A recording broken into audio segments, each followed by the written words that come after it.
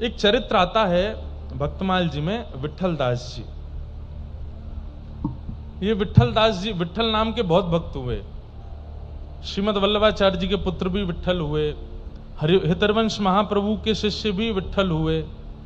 पर ये विट्ठल जी अलग हैं। ये मथुरा के एक चतुर्वेदी, इनके पिताजी जो थे वो राजा के कुल पुरोहित थे। पिताजी और चाचा जी दोनों कुल पुरोहित थे। तो इन्होंने बाल्यकाल में एक दिन क्या देखा कि इनके पिता और चाचा दोनों लड़ रहे थे आपस में। किस बात पे लड़ रहे थे? बोले राजा ने उत्सव के बधाई के रूप में कुछ दक्षिणा दी और कहा आधा आधा कर लेना, और उसके आधे आधे के चक्कर में दोनों में लड़ाई हो गई। इतनी लड़ाई हुई कि बस पूरा मोहल्ला इकट्ठा हो गया, परिवार इकट्ठा हो गया, कोई रोकने टोकने नहीं आया। लड़ते लड़ते एक स्थिति पर दोनों ने एक दूसरे के प्राण हरण कर लिए। और इन्होंने बाल अवस्था में वो देखा कि मेरे पिताजी और चाचा दोनों संपत्ति के पीछे लड़ करके मर गए।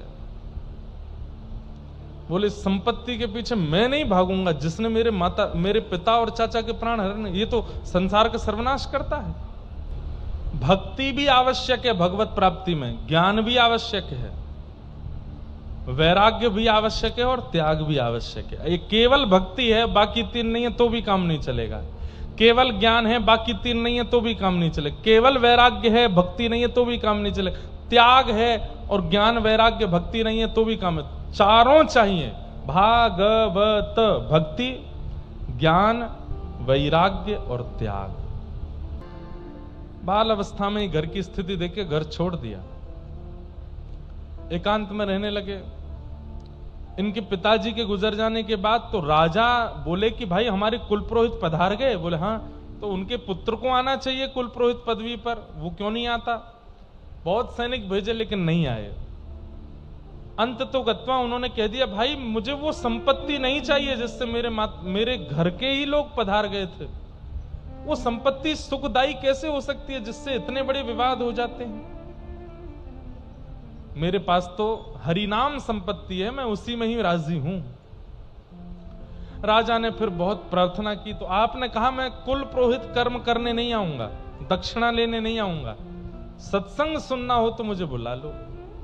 तो राजा ने इनको बुलाया। कहते हैं कि मंत्री महामंत्री ये लोग बड़े दुष्ट थे। इन लोगों ने, राजा ने तो कह दिया वो आ रहे हैं सत्संग सुनाएंगे, व्यवस्था करना बढ़िया वाली।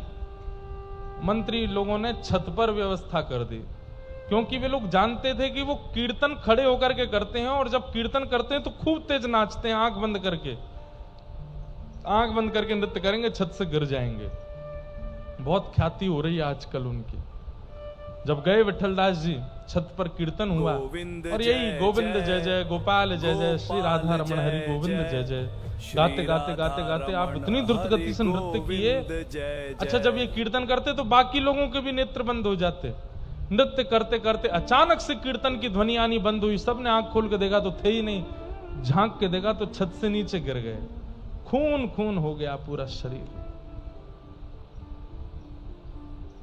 वैद्य आए, हकीम आए, सबने आकर के देखा प्राण चले गए।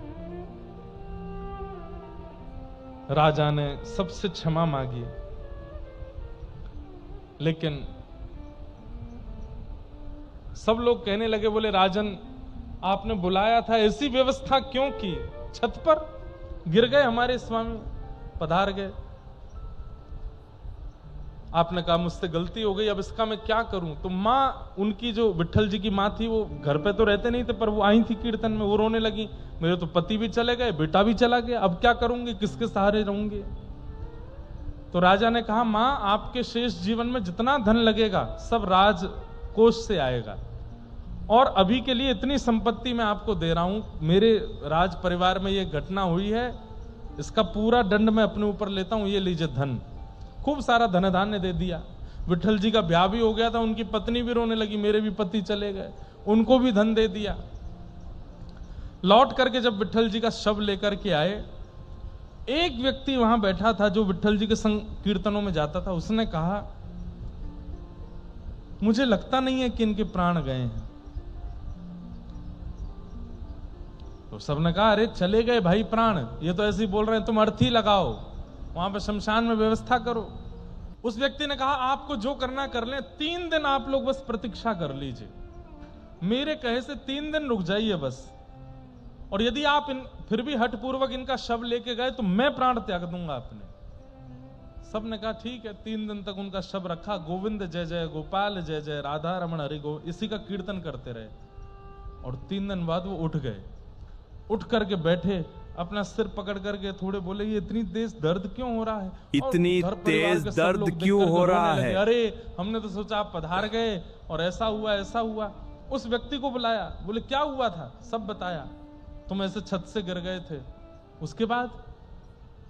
बोलो उसके बाद हम तुम्हारा शव ले आए, तुम्हारी माताजी तुम्हारे मरे का सारा धन ले आई, पत्नी भी ले आई, कि तुम चले गए हो, तुम्हारे बाद उनका निर्वहन कौन करेगा। उसी समय अपनी माताजी और पत्नी दोनों का त्याग कर दिया। बोले कि आपको जिस वस्तु की आवश्यकता है उसके पास रहिए, मेरी आवश्यकता नहीं थी। मेरी आवश्यकता केवल इसलिए थी क्योंकि मैं रोटी खिला रहा हूं, मेरी आवश्यकता इसलिए क्योंकि मैं घर चला रहा हूं, और इससे बड़ी मेरी आवश्यकता कोई नहीं है। कान पकड़ के क्षमा मांगते हुए हम आप सबसे निवेदन करते हुए ये बात कह रहे हैं, व्यक्ति के चले जाने पर व्यक्ति गया इसलिए कम रोया जाता है, उससे जो जो फायदे परिवार को थे उसके लिए ज्यादा रोया जाता है। कितने स्वार्थी हैं संसार के लोग।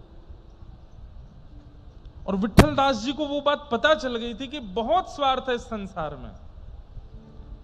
उस समय तो परिपूर्ण रूप से अपने परिवार, पत्नी, माताजी सबका त्याग कर दिया, और जो थोड़ा बहुत उनके पास भी धन था वो भी दे दिया। बोले लो राजकोष से तो तुम्हारा आएगा ही इतना, ये मेरा भी रखो। सब छोड़ करके विट्ठल दास जी चले गए। उनका कीर्तन इतना प्रिय लगा कि इसी कीर्तन को गाते गाते गाते गाते गाते एक दिन ठाकुर जी उनको मिल गए और अपने निकुंज में लेकर के चले। हरि गोविंद जय, गोविंद जय जय, गोपाल जय जय, राधा रमण हरि गोविंद जय जय।